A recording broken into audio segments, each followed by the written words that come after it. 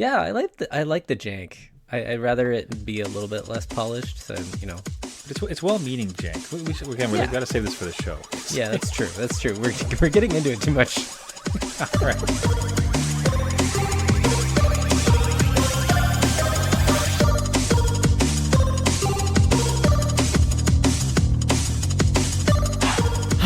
Adult beverages are poured. The kids are asleep. Welcome to New Dad Gaming. It's a show about fatherhood, gaming, and new fathers figuring out their gaming lives.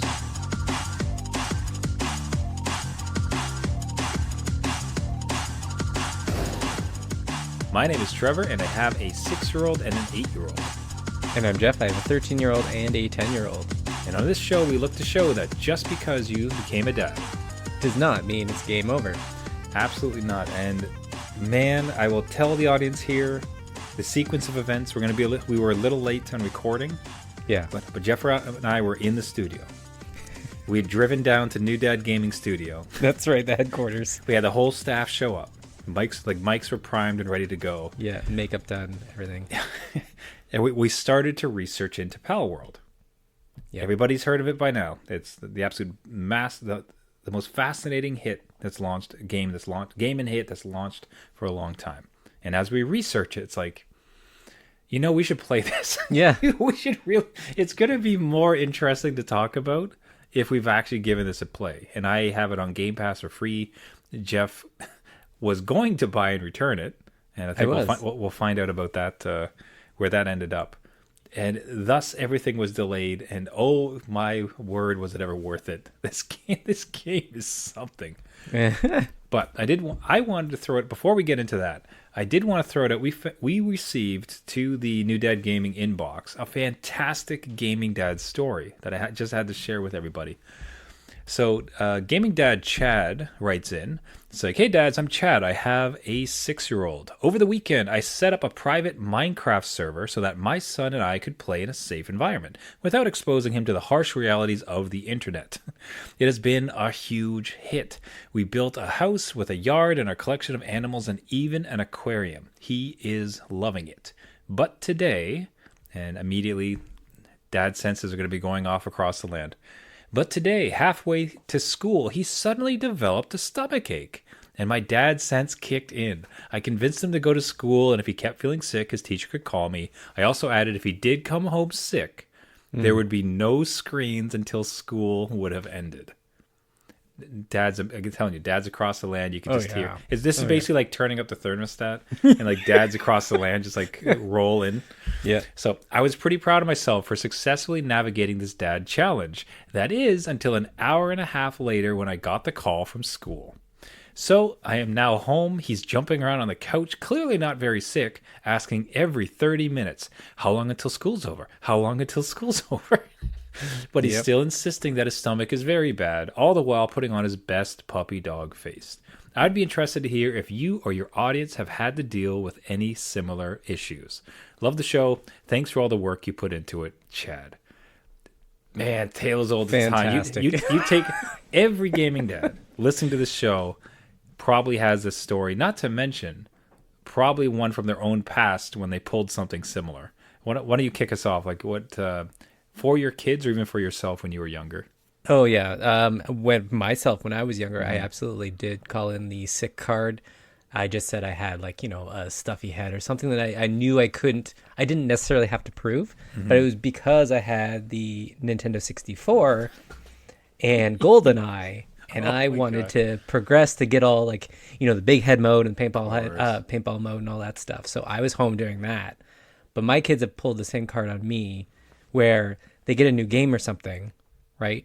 And then all of a sudden, Sunday night rolls around. They're preparing. They're like, you know what? I'm really, I don't know, something's off or whatever. And then they'll wake up Monday morning. They're like, I'm really tired. I don't know what's wrong. I'm like, there's no way. Yeah, it's like, how convenient. Yeah, exactly. So I don't know about yourself, but I've had this happen a couple times. So I can remember it was for PlayStation. And because you have to hit that sweet spot where you're young enough to be home by yourself. Oh, yeah. You're not really supposed to be. So for me at that age, it was PlayStation. And there was this game called Extreme. and it was a bunch of character. You could choose a street luge, rollerblader, mountain biker, or skateboarder, and then you just like go all downhill down, in a race. yeah. Oh, that was a Okay. great game. Anyways, hardly got to play it, and then just one day it's like, oh, my stomach. I remember I called my mom at work and told her, like, listen, I can't go to school. Oh, I'm so sick. It's like, just like that. They're busy at work. Like, fine, stay home. The whole thing, eh? Wow, phoned it in. The whole day. It was glorious. Man, my kids better not snap on. So of course my kids have definitely like pulled the sickness and like, hey, cool, can I play games? And Right, good work to Chad. Dad, kudos, because that's hard. It's very simple to say, fine, go and play, because then you can be at home. You're doing your normal job. So double kudos to him to sticking true on it. It's going to pay dividends, I think, because the kid will know not to do it again in future.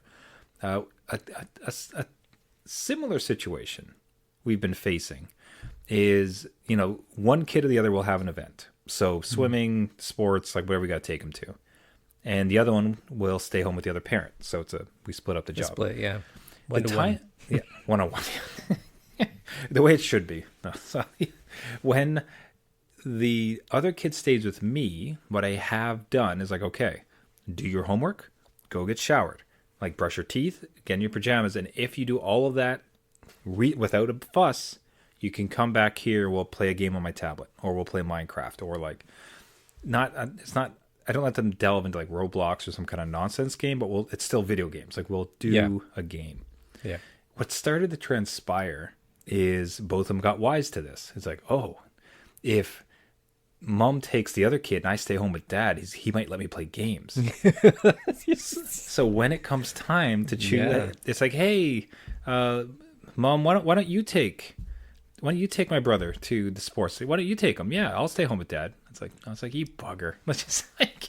I like the volunteering the other child. Like you're like the other sibling. Like, yeah, go. You go. Just take the older one. Yeah, no, I'm good here. Yeah, I'll just stay back with dad. Let dad stay. Dad'll stay.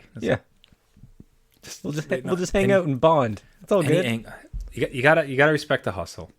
Yeah. What can I say? So it's kind of hard, and because we came from there too, it's like, man, I get you, little man.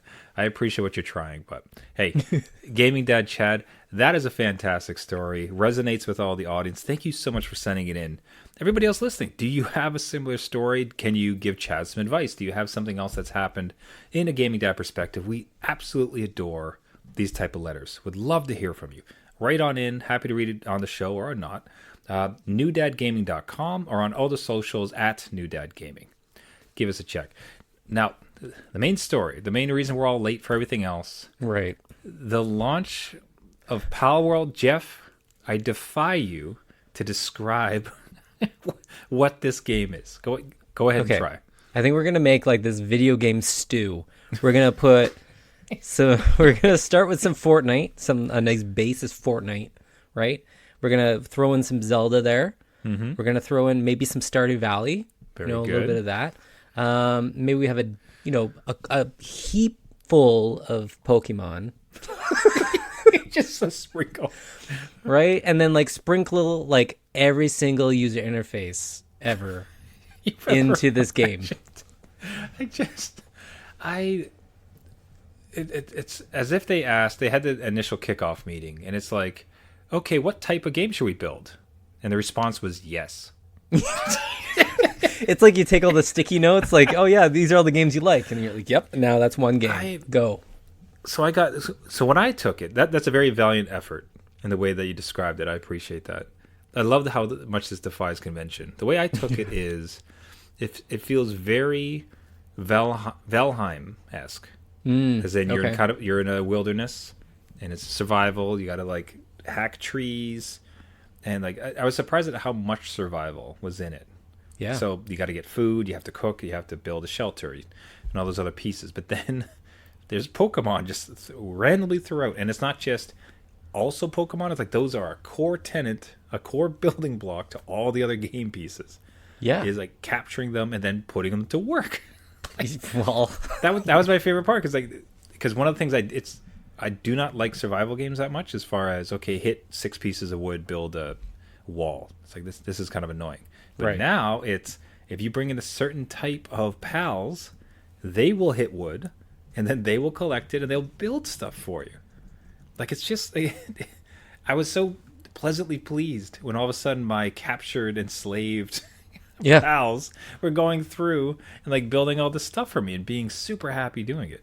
I know, it's like, again, that's where the Stardew Valley moment came in for me, because in that game you progress enough and you get like Junimo huts, and there's these little slimy creatures that help you, get all your farm fields, plowed and harvested and everything. So when you have these pals and they're all assigned to specific jobs to help you out, you're like, look at this, I'm building like a little society. And everyone loves it as long as you supply them with shelter and food. They're pretty happy. Yeah, so this game, it is a survival game with Pokemon style mechanics, except the Pokemon can be Everything. recruited en masse. They're able to assist you in building and battle, but it's got those survival mechanisms a la Valheim. Yes. It can be online, so it can be multiplayer if you want it to. It's exploration. There's a undercurrent of a story as far as like there's some. I haven't really gotten that much into it. I'm only a couple hours in. Yeah. But there is a story. You're trying to uncover a mystery. It's a bit adult in some ways. There was like some pretty gruesome descriptions from the first person you spoke with when you walk in about their compatriots dying terrible deaths. Yeah. So it is every idea mashed together where the whole is bigger than the sum of its parts. Yeah, I think, again, like you summed it up quite well. There's also just some other pieces I'm remembering was a huge tech tree. There is, I don't know how many levels, but it's got a lot of stuff to unlock. And then you mentioned all the survival stuff, which I wasn't really aware of, but even the temperature of Zelda, right? Like, so you have to make yourself clothes, otherwise you won't survive the night if you don't have a campfire, and then you can go out. And then there's different clothes for different types of, biomes and stuff. And then I was looking at it, and like each of the pals, they can learn skills. And so I'm looking at the skills that they're developing, and then okay, so it's not like it's pretty a direct ripoff of Pokemon. I think we can be clear about that. But like, I even caught my first shiny, which is not a shiny, it's called a Lucky. So I caught my first Lucky pal. Oh my goodness. Who has just boosted stats and is enormous. Right? So it's like, I understand all of these things shouldn't work together, but somehow it does. Like, it's just fun. I don't know. That is perfect, and that segues perfectly because this game is fun. Like, I really want to underscore what you just said. Like, this is just a fun game, and it's not the greatest looking. Like, things don't necessarily all kind of mesh together, but it's done. That's not because they cut corners. That's because it was a ragtag group of people who just wanted to build a fun game. Yeah. And I think that's the secondary story of this, which really throws it into the limelight, a la Baldur's Gate 3, where it's almost, I feel like the gaming community coming together and awarding just a damn-ass game that is nonsense and fun and just like a phenomenal, just a great time to play, resulting in a bunch of kind of great, wonderful moments. And anytime there's jankiness, it comes from this honest place. It's not jankiness because they're trying to cut corners and get a microtransaction out of you. It's because it was a tiny team trying to get something out the door, and like, here it is. So I said that's what it is. Here it is. Yeah. This is important. So the story behind the game is important, and the reason I say that is like, so to give some facts that have come to light about the company. So the CEO worked at JP Morgan Securities before launching a crypto exchange. We're already on to a good start here. Like, we're already going. In 2014, he did this. And then he made a bunch of money and then used that to build a indie game studio, Pocket Pair, 2015. Yes, right. Originally, PalWorld was 4 people with a budget of $10,000. Crazy. That's how this is not Ubisoft. This is not Bethesda. This is a team of 4 fueled with some crypto money with $10,000. Let's try to build this thing. Okay. Right. The main model developer is a high schooler who the team met because he worked part-time at a convenience store. So they would go to a convenience store and like get Red Bulls or whatever. It's like, hey, we're building it's like, what do you guys do? You're here all the time. Oh, we're building a game. That's cool. I like building games. Exactly. That's probably exactly how that conversation went down. You're like, you want to build it? Yes, I do want to build a game. And then off he went. He's part of the team. They added guns. So the headline you'll see, it's like it's Pokemon with guns, Right. and that's I haven't gotten to the gun phase as far as I crafting haven't those either. things. No, yeah. At the I'm same on time, bow and arrow stage. but it's not. It doesn't feel like a gun heavy game. A gun to this game is like a bow and arrow to Breath of the Wild. Like it is just a component of it. It's not like a Call of Duty shooter. Right. I guess the delineation I'm trying to say. You know what I mean? So they added guns to be a global success. It had to do with America, and the CEO said Americans like to shoot things. So why are we at guns? Like, well, Americans like guns. Let's put some in. It's the biggest market. At least he knows the audience. Do you know what I mean? Like, I think that's what a lot of games have been missing. They're like, do we? No, we're going to tell them what they like. And then this guy comes around. He's like, you know what? No. But the hook, though. So to me, like, so you have these creatures that you capture, but then you can arm them to the teeth, and you can all go to battle together. It's fantastic. Okay, so they were asked about Nintendo. So the CEO was asked directly about the Nintendo similarities. And he says, they make innovative games, whereas he's fine to chase trends. I don't have a creative vision. I just want to make a game people like. Yeah. And if you've played PalWorld, if you've seen videos, and then you look at that sentence, it is everything you need to know about this. It was like, hey, should we add like a dodge roll, like Demon Souls? Yeah, man, whatever. That looks like fun. Woo! You're just rolling around, dodging moves. Yeah. Again, everything. Like, and I was even in this world that he's built and mashed all these things together to make it fun, right? Mm-hmm. You can climb, you can swim, you can paraglide. Anything that you want to do is probably possible with the technology tree and then whatever else that you need to build to make it happen. And I find that a little refreshing that you're not really limited by any of this so far. And I'm only like a few hours in the first area still, and I've got an entire huge map to explore. And I'm already like, no, man, this is already too big. I haven't even explored like the back of this mountain yet. I don't know what I'm doing.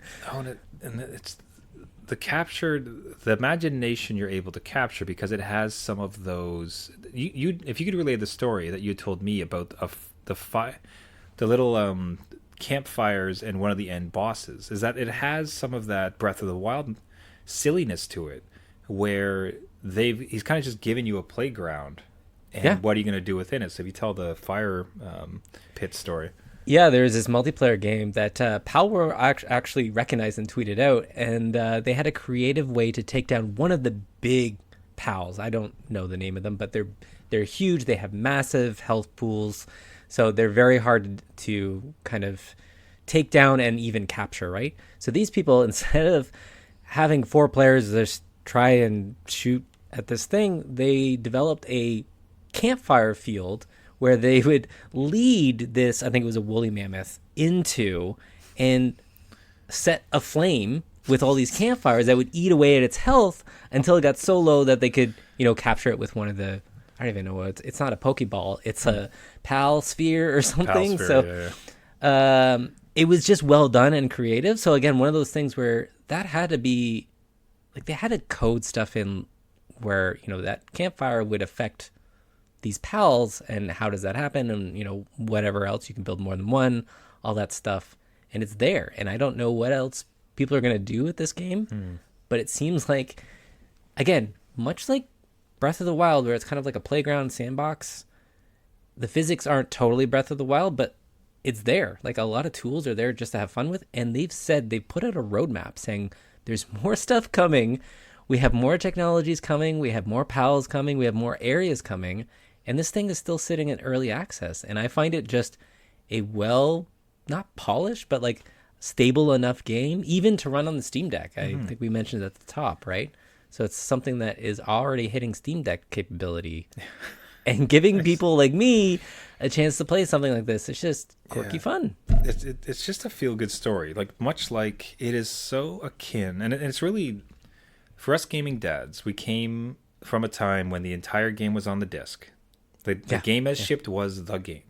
Yeah. So there was very seldom a game-breaking bug. It was crafted to be played, enjoyed, finished, and then, perhaps traded or however it went. Like, so we come from a time of almost like a earnestness where we're shedding the days of the arcade conventions. We're getting into more interesting games, but it was, I don't want to like be too nostalgic about it, but there's some real artistry to it as far as like we're going to craft like interesting, fun stories.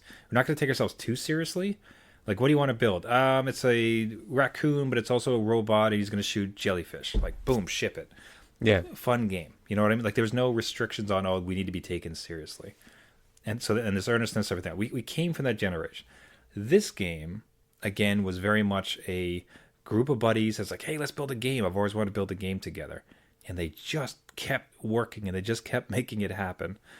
And despite all the limitations, despite all the shortcomings they might have had, and up against absolute behemoths, like Starfield released an update recently, got very little press coverage compared to this. God, you're right. I totally did. You forget about that? I forgot about that. I didn't even see it. I didn't even. I haven't played it yet. I've been more interested in this one, and I bet that's a lot of people. So these guys have attacked Titans and the absolute core product of it, and I think it shines throughout the. Quality's not. It doesn't have, like you said this a few times. It doesn't have every single piece of polish. But I think why this is reassuring to gaming dads about gaming's future is two of the greatest games that have gotten all the attention and absolutely did blockbuster during their sales was Baldur's Gate, which comes from a better, like an actual kind of true game studio, but Yeah. a slightly smaller one, but a complete, just unbelievable, fun, silly, amazing game. Silly is maybe not the right word, but you know what I'm trying to go for. Like, Yeah. Again, the fun aspect, right? Yeah. Like they just want something that people will play and not be too realistic or like not necessarily dark, but something that is not taking itself too seriously, right? You can have some time with it. Dragged down by its own seriousness. Yeah. And then this thing comes out and it goes, and it's not, we're not being hyperbolic. It's like there was a few streamers who watched it and now it's popular. No, I mean, I think you updated the number just before recording, like 2 million concurrent players. That is number 2 all time on Steam. Like that, and that number is notable, by the way. This game is free on Xbox Game Pass.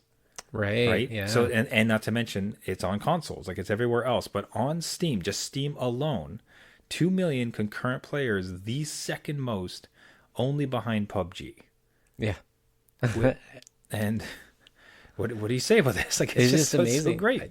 And I think more is to come because again, just from the gaming dad perspective, my youngest, the 10-year-old, was looking at this game with interest, right? And that kind of gave me the pause with all the guns that come in later. But again, it's nothing like it's Fortnite level, which they've kind of been into themselves. So it's more about just me playing through this game, seeing what it's all about, and then maybe handing it over and seeing what they do with it. But even they're interested. So once it hits kind of like that age group, let's not say as low as 10, but wherever people are comfortable, even 12-year-olds and up, let's say, that's quite an audience to pump this out to and have them have fun. And then the mods will come in.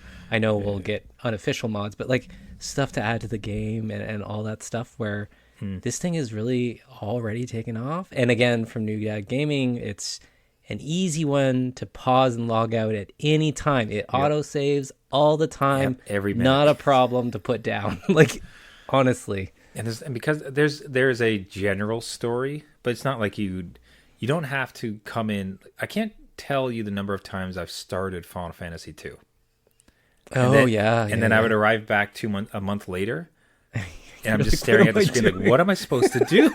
And I just have to restart again. Yeah. Right? Yeah. But in this one, there's no like path that you have to be following, kind of remember. There's just like chores to do and things to build and creatures to catch and like, let's go over to this part of the map. Like you just kind of play in it. So I think it's going to be very sessionable in that sense. And like you said, the saves are so generous. Like it's just constant. So it's cool. So you think you'll introduce it to your kid. Yeah. I think I'm not so worried about the violence because it's kind of cartoonish, even a bit more so than Fortnite, I would say. Honestly, it's more about the complexity. There's just a lot going on. There is a lot. I think I'm pretty sure they would bounce off of it because you have to manage, like, I need resources, but then my pack holds this much and I gotta go back and I have to have a fire and then like it's just, there's so many things to read and understand. I think I'll give them a pass for a bit to see where they land. Yeah, that's a fair assessment, because there's, again, it's not quite polished, right? So it's like a lot of those menus and stuff. Sometimes it's hard to find what you're supposed to be doing, or going to what the requirement is for some things. So I can understand that for sure. One thing I didn't want to hit on before we move on was they have weapons that degrade, and I was wondering your thoughts. So it's like, that was always the biggest hang up with Zelda, when things break and you're just like, well, now what? I'd have to see. I suppose. God, I hate is the stupidest thing. I'll have to see if there's like a hack. Well, it's not even Steam. I don't know if I can. I didn't buy it. I got it off Game Pass. I don't know if I can hack it, because God, I hate degradation. It's the stupidest. Yeah, it's pretty generous again, and I don't know if the difficulty levels turn it off, because there are difficulties, right? So that might turn off some of the stuff. Let me see if I can Google something. I think I chose, and by the way, I chose the not a lick of shame. I chose the casual difficulty, because I don't, especially this, because one thing I noticed is if you die in casual, you don't lose anything. So if you're carrying stuff, like, they just die with you, and you get them back. Oh, okay, yeah. So I'm on the mode where you die and it just stays there. Okay, yeah. So you have to go get it. PalWorld difficulty settings. Let's see here. We are going to Google something, which makes for a good audio podcast. Okay, so we have casual. As the name suggests, this setting fits players looking for a more beginner-friendly and relaxed experience. Resources are abundant, whereas catching and battling pals are much easier. Players have no penalty when they die, meaning they get to keep their items. Normal is more balanced, perfect for those who love a bit of a challenge. Drops are significantly less, so gathering resources will take more time. Pals take longer to beat. You drop items on death. Hard is put your survival skills to the test. Oh, no. Take more damage from hostile pals. They're harder to catch and you gain less XP. Resources are also scarce and take longer to get. Dying is one thing you'll want to avoid at all costs, as you'll lose all your pals and inventory. Oh my god. Okay, yeah. I'm not gonna play that one. But it's nice to like that they actually even thought of difficulty levels, right? Yeah. I haven't seen the weapons be too important a thing. And it's like repair packs. I think it missed one point where nothing of yours will break. It just needs to be repaired. No, it just lowers the damage on it, so it doesn't shatter like Zelda, where you're like, well, yeah, not using that sword anymore. Like, it's gone. Yeah, here's this gorgeous glowing sword of like the almighty high wind ruler. Oh, it broke. Hope you didn't like it. It's like, that's thanks. It. Oopsies. Whoops-a-daisy. Yeah. So there it is. We had to play the game before we came on this last episode, because there's just so many facets to this it took the gaming world by storm, but it's done so because it's just a blast. It's fun. It's silly. It's the story of its making is fascinating. Like, everything about it was just like it. I don't know. What's your end summation? Like, how do you feel about this story, about this game going? Because generally, like, I'm so happy it exists. I'm so happy that it blew up, and it just shows that if you and your buddies want to get together and build a thing, and it's awesome, and people like playing, and it's fun, like, it can make an impact. And I think that can save the gaming industry without being too hyperbolic. Like, again, I will echo all that, where it was just like, this is something that just refreshed the gaming landscape a bit. I think I even said, last year's Vampire Survivors was like that kind of feel to it too, right? It's just something a little bit silly, a little bit out there. There's a lot of similarities with a lot of other games, but they all come to work together. And honestly, I came into this game like wanting to try it out, but said to myself, well, it's Steam, so I can refund it in 2 hours. And 2 hours went by. Not a problem. It's just one of those games that you can pick up, grind away. There's nothing too involved. You can kind of disconnect, do something else while playing it, still have a great time, and then go off and just say, what I came out with is like, I had some stories to tell my kids.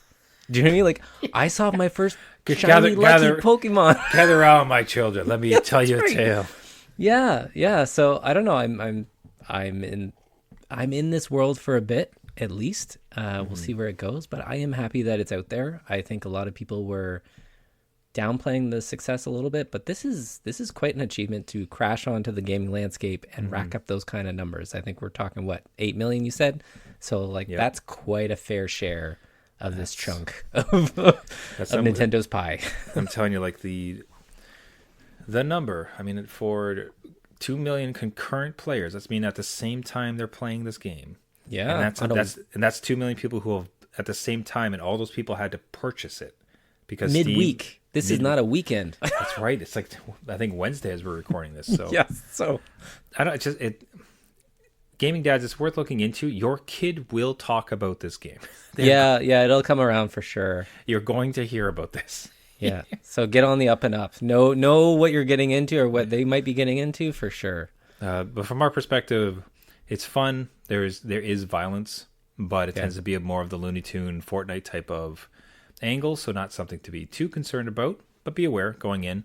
But from dads who came up on gaming, something like this, what a fantastic story. Yeah, absolutely. That's all we're talking about this week. That was it. That's the whole show. That's enough, right? I don't know that we've had. Oh, come on! In this world, dad joke to end it right off there. I appreciate it. Hey, fantastic. We don't often do like a one-bit one, but this one really ignited our imagination. So it's just so cool to see. So I wanted to get on it and speak about it and see how it impacts us gaming dads. Hey, everybody, thank you so much for listening. This has been New Dad Gaming. One more shout out for Chad. Chad, thank you so much for sending in the story today. Fantastic. If you guys would like to do the same, Jeff and I absolutely adore hearing from you. Being on Twitter, email, anything else like that. Getting those gaming dad stories, support, ideas, anything else that happened, just love it. So find us at newdadgaming.com. You can submit your story through there. You can find us on Twitter/X at newdadgaming. Same with Instagram, all the socials. Find us, reach out to us. We'd love to hear from you as we all figure out this world together as pals. That's right. Yeah. If you like the podcast, you can subscribe to us on all the major podcasting networks. Find us on iTunes, Spotify, Google Play, Caster, anywhere where you get your podcast. Just search for New Dad Gaming. If you do, like I said, the subscription really helps, and even more so, a rating and a comment really helps boost the signal to as many PalWorld gaming dads out there as possible. Everybody, once again, thank you so much for listening, and until next week, my name is Trevor, and I have a 6-year-old and an 8-year-old. And I'm Jeff. I have a 13-year-old, 10-year-old, 32 pals, and counting. And a little bit of pal juice. That's right. Yeah. All right, everybody. Just remember, just because you became a dad does not mean it's game over.